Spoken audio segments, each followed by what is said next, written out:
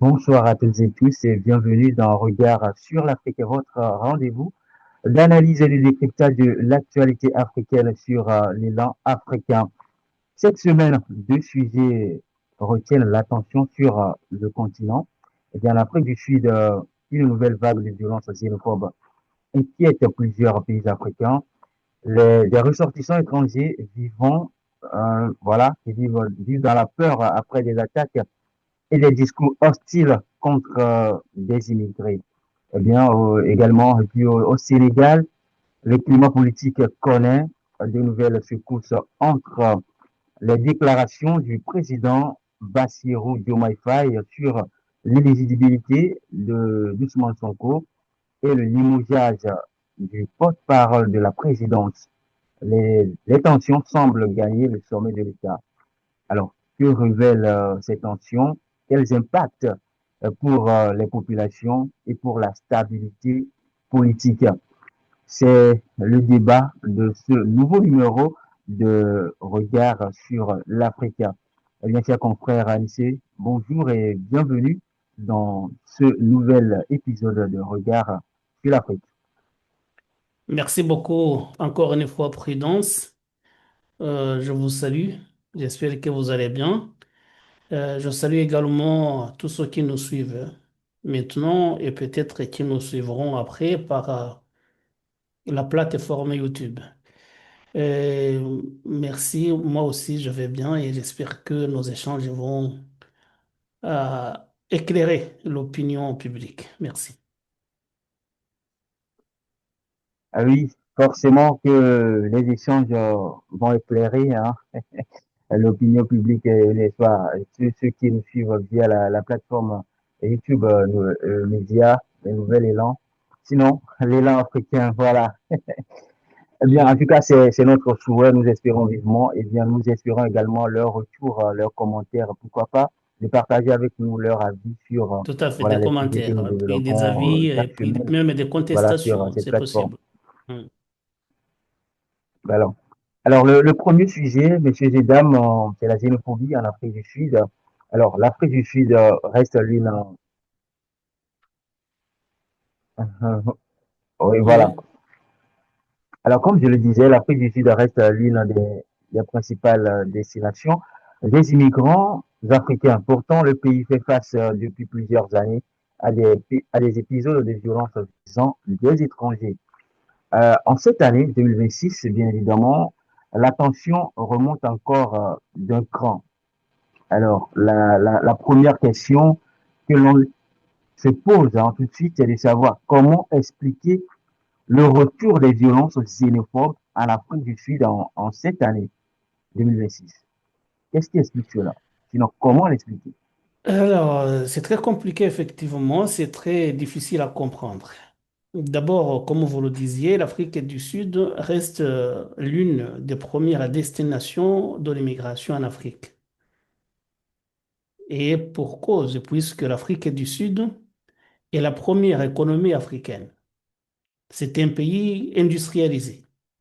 C'est un pays qui connaît beaucoup d'essor économique. Et donc, rien d'anormal que les gens veuillent y aller. Ça veut dire les immigrants venus de tous les pays d'Afrique, que ce soit des immigrants économiques, que ce soit également des réfugiés politiques et qui veulent essayer de trouver leur place dans cette société sud-africaine. Mais le problème, justement, c'est que même si l'Afrique du Sud a une économie beaucoup plus prospère que le reste des pays africains, c'est également l'un des pays qui connaît le taux de chômage le plus élevé en Afrique. Donc c'est un peu paradoxal. Il y a une économie florissante, des industries, tout ça, mais il y a également du chômage. Ce qui fait dire justement aux Sud-Africains que les immigrés venus d'autres pays africains veulent prendre leur place, leurs emplois. C'est pour cela justement que cela, parce que les immigrés viennent et quelquefois ils trouvent de l'emploi, ils y travaillent, Et d'autres font des entreprises qui sont florissantes également. Et tout cela, justement, quand on voit que les immigrés ont une meilleure vie que les nationaux, les gens pensent justement qu'ils doivent normalement les faire partir et prendre ce qui leur appartient. C'est ça le problème. Et cela, justement, cause un petit problème parce que les autorités sud-africaines semblent ne pas réagir à ce qui se passe, à cette vague de xénophobie, des violences énormes. Il y a des morts, il y a des blessés, il y a des mutilés, justement à cause de ces soulèvements de la population qui en veulent énormément aux immigrés, qui ont réussi leur vie mieux que les nationaux. Et les autorités sud-africaines, justement, ne réagissent pas suffisamment, du moins c'est ce que je pense, et c'est mon avis personnel, c'est mon opinion, ne réagissent pas sévèrement contre ces nationaux qui s'en prennent à des gens innocents, simplement qui ont le tort d'être venus d'ailleurs. Et c'est un souci. Et ça cause un autre problème, justement, parce que l'Afrique du Sud est l'un des pays qui ont connu des problèmes énormes d'apartheid. Ça veut dire de ségrégation raciale. Et lors de la lutte du parti ANC contre le régime de l'apartheid, l'ANC a été soutenue par beaucoup de pays africains, notamment la Zambie, la Tanzanie et d'autres pays africains, justement, le Mozambique et autres, parce que ces pays-là se sentaient proches des aspirations du peuple sud-africain, du moins du peuple noir.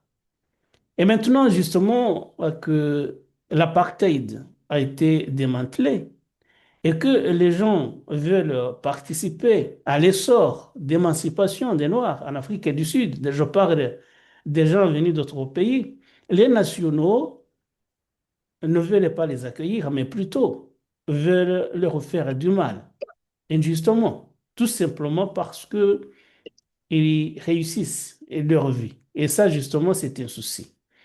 Et vous avez suivi, je suivis également vos articles en parlant de ce problème. Vous avez vu, c'est ce que vous disiez d'ailleurs dans votre introduction, que ça inquiète beaucoup de pays africains. J'ai vu que le Ghana a saisi l'Union africaine pour que l'Union africaine se penche sur cette question, trouve une solution durable à ce problème de xénophobie en Afrique, non seulement en Afrique du Sud, mais également dans d'autres pays où cela pourrait survenir. Parce que c'est un problème de société, mais c'est un problème qui concerne tous les pays africains. Justement, ça part d'un problème sociétal et ça touche évidemment la diplomatie, puisque si le ministre des Affaires étrangères du Ghana s'est permis de saisir l'Union africaine et de demander que les instances de l'Union africaine se penchent sur cette question, c'est que le Ghana se sent concerné. Et normalement, on avait compris dans le passé, parce que ce n'est pas la première fois que cela arrive, c'est plutôt les pays qui étaient frontaliers avec l'Afrique du Sud qui se sentaient concernés. Mais on a compris maintenant avec les derniers événements qu'il y a maintenant le Ghana qui se sont concernés, il y a le Nigeria, les deux pays, principaux pays qui sont montés au créneau en dénonçant cette vague de xénophobie. Et c'est justement inquiétant. C'est inquiétant de voir que des pays africains, du moins les Africains de façon générale, n'arrivent pas à se mettre d'accord sur ce problème. Et j'espère justement que l'Union africaine pourra faire quelque chose. Et je parle de l'Union africaine justement parce que j'ai vu évidemment euh, la réaction du Ghana qui a saisi les instances de l'Union africaine.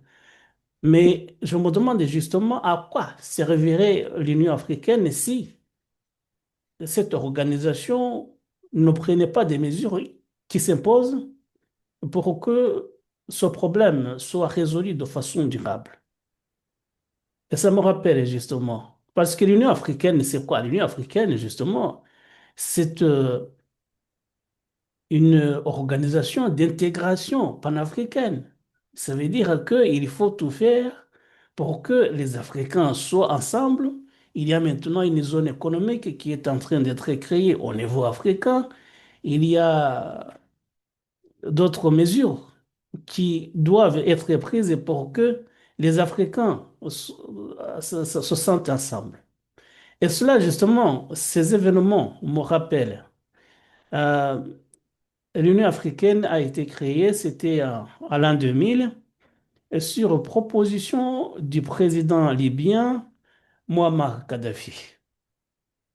Et lorsque justement Muammar Kadhafi proposait de remplacer l'ancienne organisation de l'unité africaine par l'Union africaine, l'actuelle organisation, à Tripoli, il se passait des événements comme ceux auxquels on est en train d'assister en Afrique du Sud. Ça veut dire que les Libyens étaient en train de massacrer sauvagement à Tripoli des Africains subsahariens, ça veut dire de couleur noire, des gens qui voulaient aller chercher une vie meilleure, soit en Libye, soit continuer vers l'Europe. Les Libyens, à l'an 2000, je me souviens très bien, ça sont pris sauvagement à ces immigrés subsahariens et il y a beaucoup de gens qui sont morts. Je me rappelle également qu'il n'y a pas longtemps, de tels événements également ont eu lieu à Tunisie. En Tunisie, à Tunis essentiellement. D'ailleurs, avec la bénédiction à peine voilée du président Kais Saied, on l'a vu.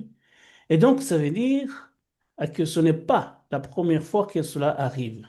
On parle maintenant de l'Afrique du Sud. Évidemment, les responsables sud-africains doivent prendre leurs engagements et faire en sorte que cela ne se reproduise plus. Mais cela peut arriver également ailleurs. C'est pour cela que je donnais l'exemple de la Libye en l'an 2000. Je parlais dernièrement également, je pense en 2024, en Tunisie. Et donc, ce sont des problèmes de société très inquiétants, mais j'espère que l'Union africaine pourra faire quelque chose et contribuer largement à ce que cela se développe de façon positive.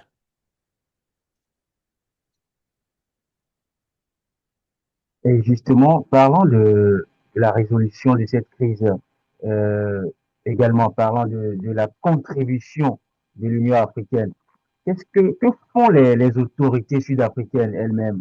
Que font-elles pour protéger les ressortissants africains? Quel rôle jouent-elles concrètement dans cette crise? Parce que, quoi qu'on en dise, cette crise ne date pas d'aujourd'hui, ni de cette année. Donc, depuis même avant les interventions des pays comme le Nigeria ou le Ghana, que font concrètement les autorités sud-africaines? Justement, les premières victimes, le Ghana et le Nigeria sont des pays un peu lointains. Je ne savais même pas qu'il y avait des Nigérians et des Ghanéens en Afrique du Sud. Mais normalement, la plupart des immigrés qui sont en Afrique du Sud viennent des pays de l'Afrique australe et orientale. Il y a des gens venus d'Angola, du Ouais. Zimbabwe, du Mozambique, etc., etc., même de l'Afrique centrale. Il y a beaucoup de Congolais, il y a beaucoup de Rwandais, de Burundais en Afrique du Sud. Mais ce sont eux, normalement, les premières victimes. Mais le Ghana et le Nigeria, maintenant, sont des pays qui sont montés au créneau pour dénoncer ces événements-là. Et vous avez vu qu'il y a des échanges au niveau diplomatique entre les autorités sud-africaines et les autorités du Nigeria, d'une part, et les deux autorités sud-africaines et les autorités du Ghana, d'autre part. D'ailleurs, si le ministre ghanéen des Affaires étrangères a saisi les instances de l'Union africaine, et c'était à l'issue d'un entretien qu'il avait eu avec un représentant de l'Afrique du Sud. Donc, ça veut dire que l'Afrique du Sud également est consciente de ce qui se passe. Qu'est-ce qu'elle peut faire justement? Il faut prendre des mesures qui se posent, qu'on ne voit pas jusqu'à présent. Mais il y a par exemple la, des mesures concrètes visant à assurer la sécurité des gens qui vivent de façon légale sur le sol sud-africain. Protéger les gens et leurs biens, comme ça se passe ailleurs. Il y a des Africains qui vivent aux États-Unis, il y a des Africains qui vivent dans des pays européens et ils ne sont pas inquiétés. Ça veut dire qu'il y a des... Ils sont... Ils jouissent de la sécurité comme les nationaux. Que vous soyez immigré ou pas, lorsque vous vivez dans un pays de façon légale, les autorités de ce pays-là doivent protéger votre personne et vos biens. C'est normal, c'est international, c'est dans le cadre du droit international. Alors, si en Afrique du Sud, cela ne se passe pas comme il faut, ça veut dire qu'il y a une défaillance quelque part. C'est pour cela que les autorités sud-africaines et le gouvernement sud-africain doivent penser à tout faire pour que les gens venus d'ailleurs, qui vivent sur leur sol, se sentent en sécurité. Ça veut dire qu'il y a tout simplement le déploiement des forces de l'ordre s'il le faut. Il y a des lois qui doivent être votées, qui sont en faveur de l'immigration légale, afin que les nationaux ne s'en prennent pas à ceux qui viennent d'ailleurs. Et s'il le faut, qu'ils se sentent justement visés à part des poursuites pénales. Donc, c'est tout cela qu'il faut faire, mais pour moi, justement, je disais que ce n'est qu'une opinion, mais je pense que les autorités sud-africaines jusqu'à présent n'en font pas assez.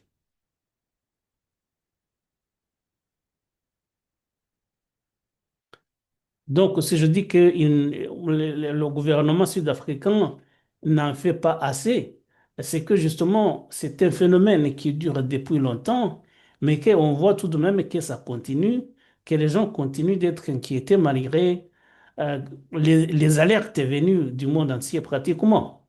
Et c'est pour cela que, évidemment, on pense que l'Union africaine doit réagir et énergiquement.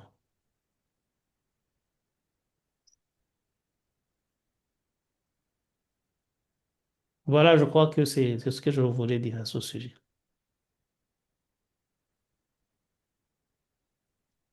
D'accord. Alors, ces tensions, certes, les autorités ont discuté entre eux, je vais bien sûr parler des autorités sud-africaines et nigériennes et ghanéennes et tout, ont discuté entre elles et tout, mais est-ce que cette situation ne risque-t-elle pas d'entacher, n'est-ce pas, les relations diplomatiques entre ces trois pays, non seulement ces trois pays, mais aussi d'autres pays africains?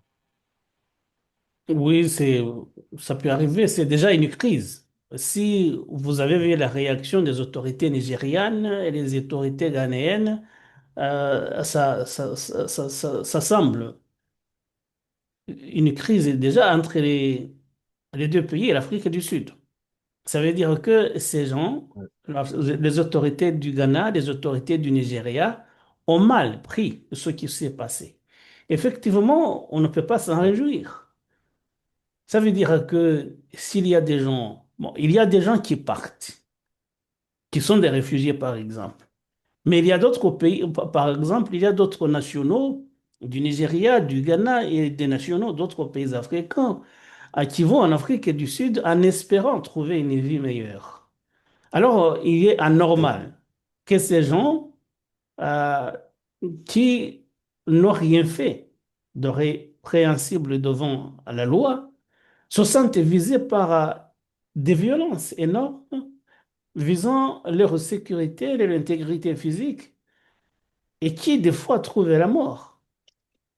Donc, c'est inadmissible et je pense justement que si le gouvernement sud-africain ne prend pas des mesures qui s'imposent, il y aura une crise diplomatique entre ce pays et des pays qui ont des ressortissants sur le sol sud-africain.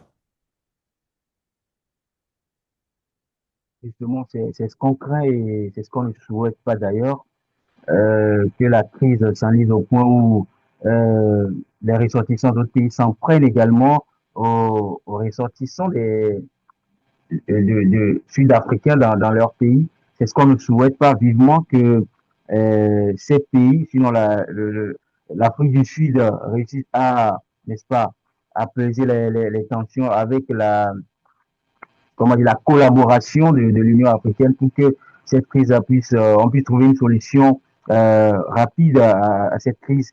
Et peut-être une dernière question, ça concerne l'économie. Est-ce que les difficultés, enfin, les difficultés économiques et les inégalités héritées de l'apartheid, vous avez évoqué tout à l'heure l'apartheid, peuvent-elles continuer à alimenter enfin, ce climat de haine? Est-ce qu'on doit toujours se baser sur ça pour, n'est-ce pas, continuer à alimenter ce climat de haine? Oui, ça c'est l'aspect principal du problème. Ça veut dire le problème socio-économique des populations noires en Afrique du Sud. Effectivement, il y a des inégalités raciales en Afrique du Sud. Le gros de l'économie sud-africaine est détenu par les ressortissants blancs, les populations africaines. Ouais. C'est normalement qui détiennent la plus grande part de l'économie sud-africaine. Et vous avez d'ailleurs vu que le gouvernement sud-africain est en train de mettre en place des lois pour essayer de pallier à ces disparités en essayant de voir comment les populations noires puissent avoir accès également aux terres détenues en grande partie par les Afrikaners. Ce qui a, cela dit en passant, a provoqué l'inimitié des États-Unis, notamment du président Donald Trump, qui dit que ces lois-là agraires visent à faire un génocide contre les Afrikaners, ce qui évidemment Exactement. n'entrait pas, ne cadrait pas avec la réalité. Mm. Mais c'est vrai que justement, les populations noires en Afrique du Sud sont des populations qui connaissent le taux de chômage le plus élevé du pays. Et c'est pour cela que ce sont eux, les Noirs sud-africains, qui s'en prennent aux autres Noirs venus d'autres pays africains. Et donc, des inégalités au niveau national engendrent de la xénophobie contre les immigrés. Et donc, ce sont des problèmes qui sont liés et les autorités sud-africaines devraient normalement essayer de trouver des solutions qui englobent justement la globalité de ce problème-là. Ça veut dire corriger les inégalités au niveau national, mais lutter surtout contre la xénophobie.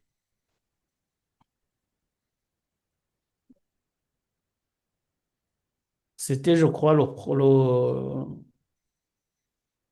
la dernière question que vous vouliez poser sur c'était ces événements de xénophobie en Afrique du Sud contre les ressortissants d'autres pays africains. Exactement, exactement. Alors, permettez qu'on quitte l'Afrique australe pour l'Afrique enfin, l'Afrique de l'Ouest. Au Sénégal, le pouvoir montre des signes de fragilité après plusieurs déclarations et décisions qui relancent, n'est-ce pas, les débats autour de la relation entre Bassirou Diomaye Faye et Ousmane Sonko. Eh bien, comme je le disais dans mes mots introductifs, le président Bassirou Diomaye Faye a récemment affirmé que l'éligibilité du Premier ministre Ousmane Sonko ne devrait plus faire débat. Alors, dans le même temps, le chef de l'État a limogé son porte-parole, hein, issu d'ailleurs du PASTEF, une décision interprétée par plusieurs observateurs comme, comment dire, un nouvel épisode des tensions au sommet du pouvoir. Eh bien, lycée, pourquoi la question de l'éligibilité d'Ousmane Sonko continue-t-elle de susciter, n'est-ce pas, autant de réactions au Sénégal? Euh, on dit souvent que le pouvoir ne se partage pas. Et Sodou, justement, à la tête de l'État du Sénégal, euh, se dispute la légitimité du pouvoir qu'ils ont acquis contre le président, le prédécesseur de Bassirou Diomaye Faye, Macky Sall. Si on essaie de rappeler ce qui s'est passé, c'est que le PASTEF est un parti que beaucoup disent que c'est un parti qu'on peut dire que un parti d'Ousmane Sonko. C'est lui le principal concepteur de ce parti et c'est lui qui en est le chef. Le PASTEF, créé de toutes Oui, pièces par Ousmane Sonko et c'est lui qui l'a amené jusqu'au pouvoir, du moins aux yeux de l'opinion publique. C'était le principal opposant au président Macky Sall. Et c'est justement le président Macky Sall qui s'est arrangé pour que Ousmane Sonko soit inéligible. Vous savez que les deux ont été emprisonnés, ont été condamnés pour des faits peut-être douteux. C'était peut-être des poursuites pénales, mais qui étaient liées à leur engagement politique. oui, Et c'est justement parce que Ousmane Sonko n'était pas éligible que le PASTEF a proposé Bassirou Diomaye Faye comme leur candidat. Et justement, il a été élu. Avec cette coalition, Diomaye président, qui comprenait justement le PASTEF, mais également d'autres alliés politiques. Et c'est pour cela justement, parce que c'était Ousmane Sonko qui était le principal opposant et qui était le chef du PASTEF. Il était évident pour tout le monde après les élections que c'était lui qui devait être Premier ministre. Alors, une fois au gouvernement, chef du gouvernement, la question s'est posée. Qui est le chef de l'exécutif du Sénégal? Constitutionnellement, bien entendu, c'est le président Bassirou Diomaye Faye. Mais dans les faits, c'est le chef du parti, Ousmane Sonko. Le parti qui détient la majorité également des députés au Parlement. C'est lui le véritable chef de l'exécutif. Et d'après certaines sources, les deux s'étaient entendus pour dire, voilà, Bassirou Diomaye Faye, Ousmane Sonko aurait dit à Bassirou Diomaye Faye, moi, je ne suis pas éligible. Maintenant, vous allez y aller. Et puis, vous resterez 2 mandats. Et entre-temps, la législation aura changé et moi, je me présenterai après vos 2 mandats. Mais ce qu'on dit, c'est que justement, cet accord, si accord il y a, je dis ce que j'entends, je ne sais pas si c'est vrai, oui, après leur arrivée au pouvoir, Ousmane Sonko aurait changé d'avis, pardon, et veut se présenter dès la prochaine élection présidentielle. Ça veut dire que pour lui, Bassirou Diomaye Faye ne doit rester qu'un mandat et lui laisser la place. Alors, on comprend évidemment qu'il y a un problème d'ego, mais également un problème de respect. Je pense qu'à la place de Bassirou Diomaye Faye, tout le monde comprend que personne n'accepterait de céder la place à quelqu'un d'autre. Et c'est pour cela, justement, lors des dernières déclarations, Bassirou Diomaye Faye disait, c'est vrai, qu'Ousmane Sonko est le véritable chef du PASTEF, mais il n'a pas travaillé seul, ce qui est vrai. Il y a d'autres gens qui ont contribué à la réussite du PASTEF, dont moi-même. Bassirou Diomaye Faye. Il a rappelé déjà, il y a un slogan qui est là. Par exemple, ce slogan vient de moi. Et donc, ça veut dire, c'est un différent à la tête de l'exécutif qui exaspère beaucoup de gens, beaucoup d'observateurs. Parce que beaucoup de gens avaient nourri beaucoup d'espoir en ce Pastef. Les gens avaient espéré qu'il y aurait beaucoup de changements et qu'ils travailleraient beaucoup ensemble pour l'avènement d'une nouvelle ère que beaucoup de Sénégalais espéraient. Mais s'ils commencent justement à se tirer dans les pattes, je pense que non seulement ils vont perdre le pouvoir, tous les deux, mais également les Sénégalais seront déçus de leur façon de faire. C'est ça le problème. Donc, il y a le président Ousmane Sonko qui se voit bien à la place de son chef. Et il y a Bassirou Diomaye Faye qui dit, je dois rester au moins pendant 2 mandats et puis après, tu viendras après. Et il faudrait justement qu'il trouve intérêt d'entente. Et ce que vous évoquez justement, c'est que dans ces échanges, Bassirou Diomaye dit, de toutes les façons, j'ai la Constitution de mon côté. C'est moi qui ai le pouvoir de nomination. Alors, il peut même révoquer le Premier ministre, Ousmane Sonko. Mais je pense que ça ne va pas arriver jusque-là, parce que mieux vaut avoir Ousmane Sonko à la tête du gouvernement que dans l'opposition. Parce que sinon, ça irait très loin.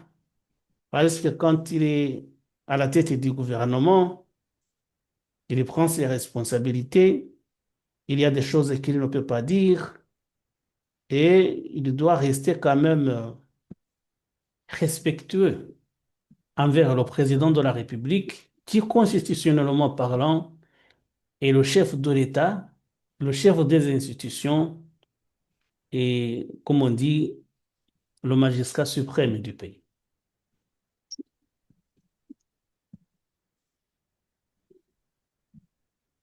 Voilà ce que je peux dire là-dessus. Justement, je pense que peut-être c'est votre, voilà, je pense peut-être que c'est votre souhait, mais quand Diomaye Faye hein, dit par exemple que si Ousmane Sonko est toujours Premier ministre, c'est parce qu'il a toujours sa confiance.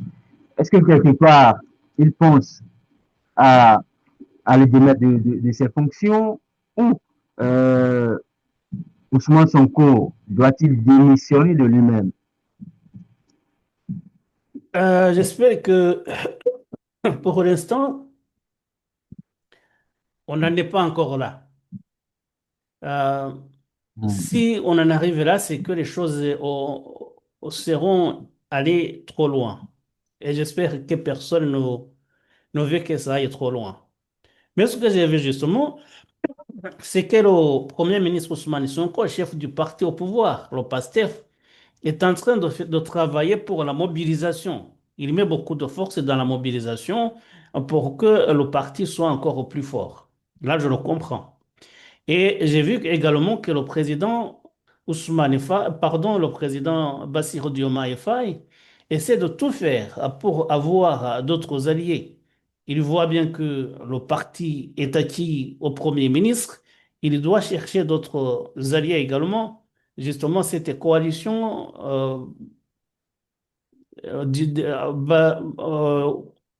Bassirou président qui englobe également d'autres partis politiques. J'ai compris que il veut également séduire l'ancien Premier ministre, M. Ba, qui était d'ailleurs candidat malheureux aux dernières élections présidentielles et qui est infidèle de l'ancien président Macky Sall. Donc, ça veut dire le président a compris qu'il n'a pas le parti pour lui. D'ailleurs, quand il a limogé le porte-parole de la présidence et qui est infidèle d'Ousmane Sonko, c'est qu'il voulait montrer qu'il a quand même la capacité d'agir et il voulait montrer au Premier ministre que c'était lui qui est à la manœuvre. Et c'est ce qu'il a fait. Et on comprend qu'il ne pouvait pas garder un porte-parole qui lui était quelque peu hostile.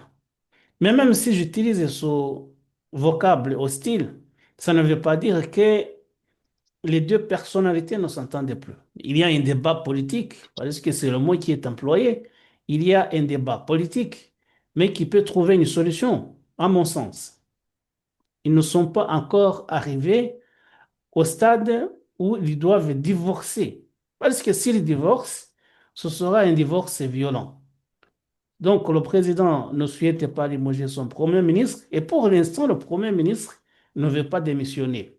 Et c'est bien comme cela. Qu'il reste là, chacun a ses responsabilités, mais ça va peut-être empirer au fur et à mesure que les élections approchent. Et c'est ça le problème. Mais on a compris que le parti est acquis au Premier ministre et Ousmane Sonko est en train de tout faire pour gagner d'autres alliés. Mais ce que je dis, justement, la division ne va profiter à personne. Parce qu'il y a une opposition qui est là, qui est aux aguets et qui attend son tour. Quand le PASTEF était dans l'opposition, personne n'aurait imaginé qu'il gagnerait les élections présidentielles et parlementaires. Et d'autres, donc ce qui est arrivé au PASTEF peut arriver également à d'autres forces politiques, et il y en a au Sénégal. C'est pour cela que s'il y a cette division qui continue, qui perdure, le PASTEF risque de perdre le pouvoir et au profit d'autres forces politiques qui sont maintenant dans l'opposition, et ça n'aura profité ni à Ousmane Sonko, ni au président Bassirou Diomaye Faye. Eh bien, il faut que les deux parties s'attendent, sinon les deux personnalités s'entendent. Au même moment, pour la petite parenthèse, hein, Diomaye Faye peut toutefois faire un mandat et laisser également, voilà, entre deux, hein, son patron fait également un mandat, pourquoi pas. Alors, eh bien, Bon, il peut faire un un apurement. mandat, ouais.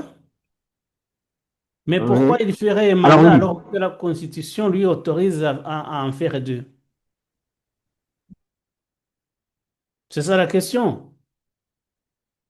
Si je, ce que je disais au début, je le disais entre guillemets parce que j'ai pas de sources crédibles qui me disent que cela est vrai, mais s'il y avait exactement un deal qui disait que le président Faye ferait deux mandats et puis après laisserait la place à Ousmane Sonko. Et que maintenant Ousmane Sonko veut venir à la fin du premier mandat, ça veut dire qu'il y aurait un problème.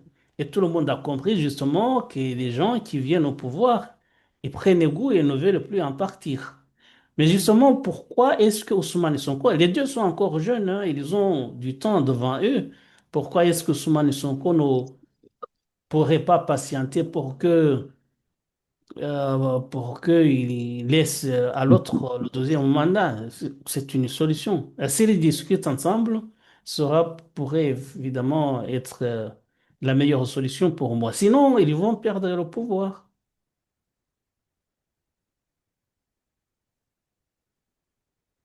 Mhm. Ça veut dire que leurs divisions vont profiter plutôt à l'opposition. Voilà. oui, forcément. Mhm. Eh bien, pourquoi Ousmane Sonko ne pourrait-il pas patienter?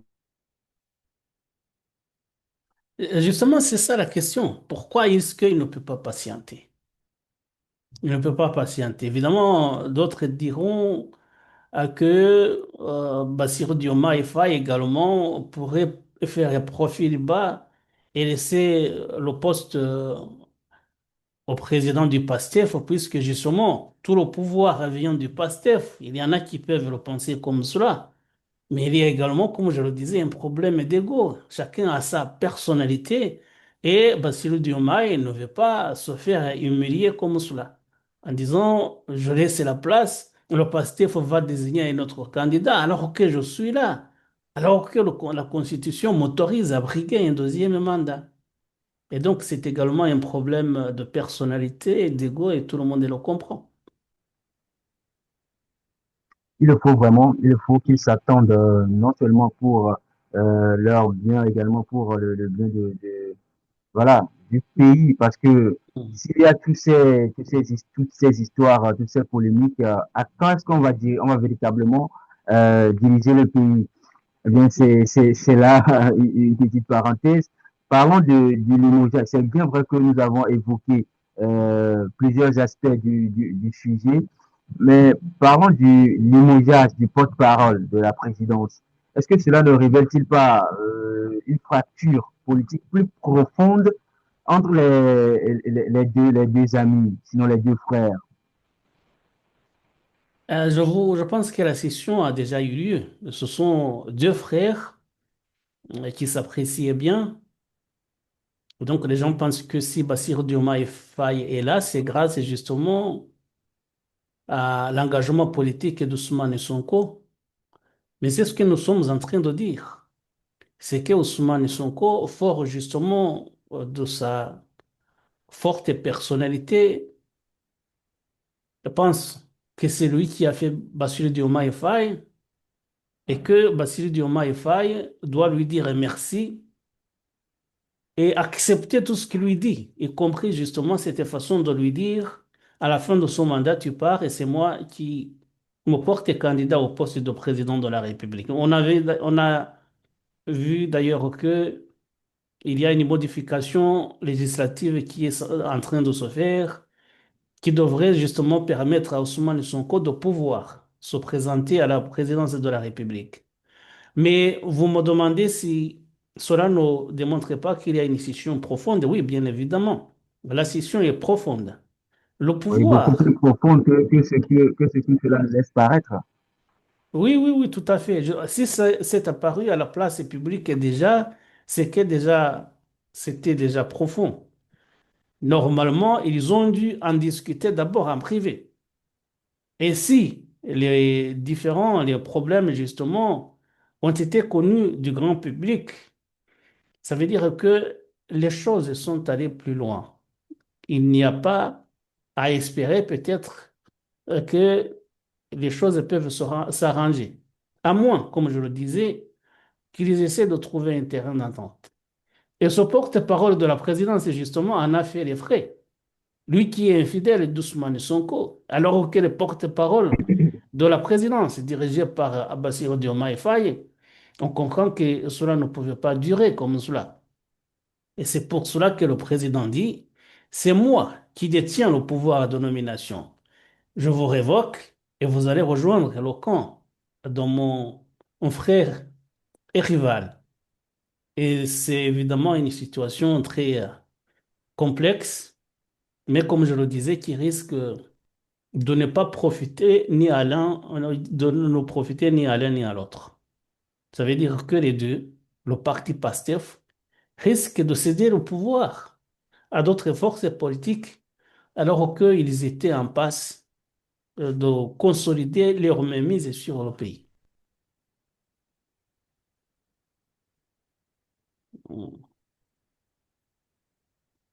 Eh bien, au-delà des histoires politiques, c'est également des histoires de famille qui prend également un coup. Et au-delà de tous ces aspects, euh, on parlerait également de relations d'amitié. Au-delà de tous ces aspects, quelles leçons doit-on tirer de cette histoire entre Bassirou Diomaye Faye et Ousmane Sonko? Disons, leçon de vie ou leçon politique, quelles leçons doit-on tirer? Quand il y a des rivalités politiques, on ne parle plus d'amitié. Ça s'est vu ailleurs. On dit qu'au Cameroun, par exemple, le président Amadou Ahidjo a cédé le pouvoir de façon volontaire à son ami et frère, qui est président actuel d'ailleurs, Paul Biya. Et puis, il a vu que il s'était trompé. Amadou Ahidjo a voulu revenir. Et ça s'est très mal passé pour lui. Parce que Paul Biya s'était bien implanté, il avait pris ses dispositions quand Amadou Ahidjo a voulu revenir, il l'a regretté fort.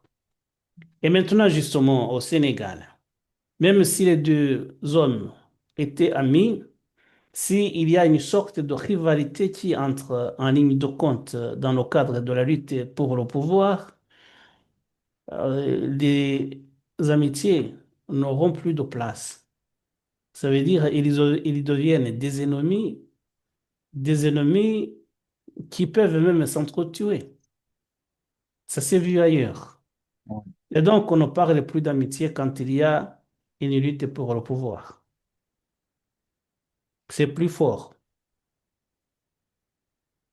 Il Clair, en politique, il n'y a pas d'amis. n'y a pas d'amis. On ne parlerait même pas d'ennemis, mais peut-être des adversaires. Ils sont devenus des adversaires, quelque part des adversaires politiques, tout en étant, On peut parler tout en des ennemis faisant politiques. partie On d'un même est, camp. on est adversaire politique quand les choses se passent de façon pacifique et démocratique. Ousmane Sonko, par exemple, et Bassirou Diomaye Faye étaient des adversaires politiques de Macky Sall. Mais si les deux arrivent à entrer en rivalité, ce ne sera plus des adversaires politiques, ce sera des ennemis politiques. Et c'est ce qui est malheureux, justement, c'est ce qui est à déplorer. C'est que, puisque ils ont été amis pendant longtemps, et s'ils arrivent maintenant à lutter pour le pouvoir l'un contre l'autre, ce ne sera plus de la diversité politique normale, ce sera des ennemis. Et ils peuvent se battre à mort. Et c'est ça le souci, justement. Personne ne le souhaite. Et c'est pour cela que je disais qu'il faudrait qu'il y ait des gens, sénégalais ou pas, qui acceptent de jouer de médiation afin de les réconcilier avant la prochaine échéance présidentielle. Ce sera bénéfique pour tout le monde. Ce sera bénéfique pour le peuple sénégalais, surtout pour les militants du PASTEF, mais ce sera également bénéfique pour la politique sénégalaise de façon générale. J'espère qu'ils ne vont pas en arriver là, mais normalement, s'ils luttent pour le pouvoir l'un contre l'autre, ce sera un combat à mort. Et c'est malheureux.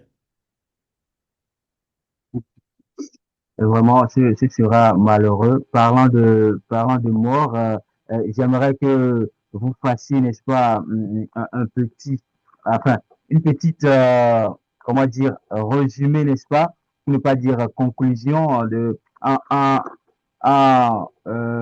comment dire, en rassemblant, n'est-ce pas, les deux sujets. S'il fallait rassembler les deux sujets, que ce soit pour l'Afrique du Sud, ou le Sénégal, qu'est-ce que vous aurez à dire par rapport à tout ça? Vous comprenez que ce qui se passe en Afrique du Sud est un problème de société, même si ça affecte d'une façon ou d'une autre les relations diplomatiques entre les pays d'Afrique du Sud et les pays d'où viennent justement les gens qui sont victimes de ces violences inadmissibles. Euh, Au Sénégal, nous avons parlé de cette rivalité à la tête de l'exécutif entre le président et son premier ministre.